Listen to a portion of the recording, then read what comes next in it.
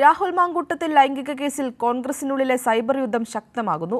VD. സതീശനെതിരെ ആഞ്ഞടിച്ച് Shafi Rahul cyber ഹാൻഡിലുകൾ.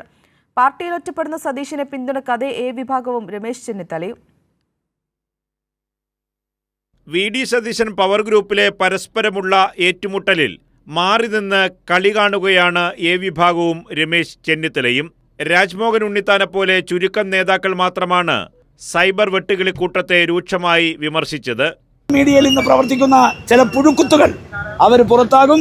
കോൺഗ്രസ് പാർട്ടിക്ക് എതിരായി കോൺഗ്രസിനകത്ത് നിന്ന് സംസാരിക്കുന്ന ഒരുത്തനും കോൺഗ്രസിനോട് കൂറോ വിധേയത്വമോ പ്രതിബദ്ധതയോ ഉള്ളവനല്ല. അവൻ ശത്രുക്കളുടെ കയ്യിലെ ആയുധമാണ്. കോൺഗ്രസ് നേതാക്കന്മാരെടുക്കുന്ന നിലപാട്, ആ നിലപാടിനെ റീൽസ് കൊണ്ടും സോഷ്യൽ മീഡിയ കൊണ്ടും തോൽപ്പിക്കാമെന്ന് ആരെങ്കിലും വ്യാമോഹിക്കുന്നെങ്കിൽ അത് വ്യാമോഹം മാത്രമാണ്.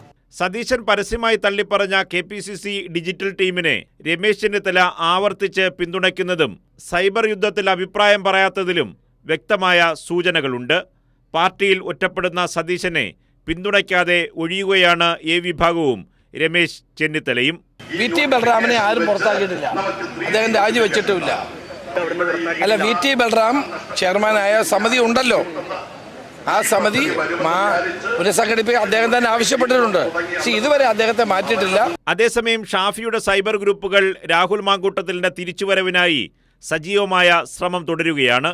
ചില PR ഗ്രൂപ്പുകളുടെയും സ്ഥിരം ചർച്ചാ വിദഗ്ധരുടെയും സോഷ്യൽ മീഡിയ ഇടപെടൽ ഇതിന് ഉദാഹരണമായി മറുവിഭാഗം ചൂണ്ടിക്കാട്ടുന്നു. കൈരളി ന്യൂസ്, തിരുവനന്തപുരം.